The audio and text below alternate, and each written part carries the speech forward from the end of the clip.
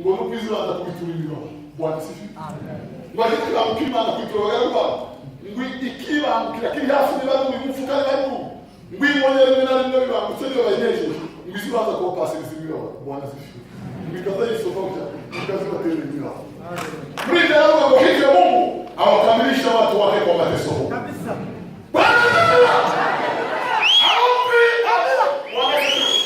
kwa hivyo Mungu awakamilisha watu wake yote wakawa tigeza ile hata kuimuga vyakize hana mambo ile zaidi hata kwenda za fungia na zakapadokia za moto yala kwa biti nduma poso mtawo tungane nao bakuto biritu arusha kwa bazabiriza ngwara bina mbona barushimiro barakubwa Kristo ngiko 39 Kristo yakubiswa z'abaroma narazi kubiswa mu mubiri wanjye aravuga ngo niyo Kristo asigaje yo Bwana kusema ila Kristo asigaje yo ndio araisa kwa Paulo kwa yule Mungu mwana sana kwa mlicho kwa tunachongo na Mungu umuntu wacu nyuma yo sasa hari ku muntu w'ibintu bamora na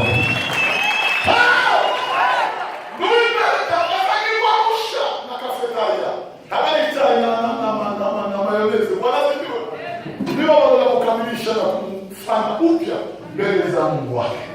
Ndio izimkausha. Kamoza.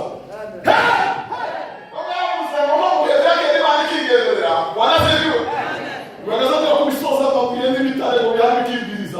Ngo bikaza bisuka amavuta yera. Yo mutekaza kula amavuta ntibyo.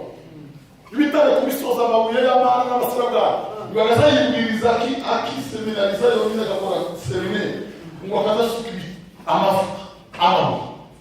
Buta kubisoza. Haleluya. Mwaraza kumukanguru. Ngo sasa ngo bose bagasoka bari maso. Ngo bagakubi ngofero. Ngo bagahangara ngo bari gutanga. Bwana bose ala yini akamera wini ngo bose bakihizira ngo bagahunga yo barazi. Ngo yeye mwiza bitanga. Ariko mu bitima ngo yakenera.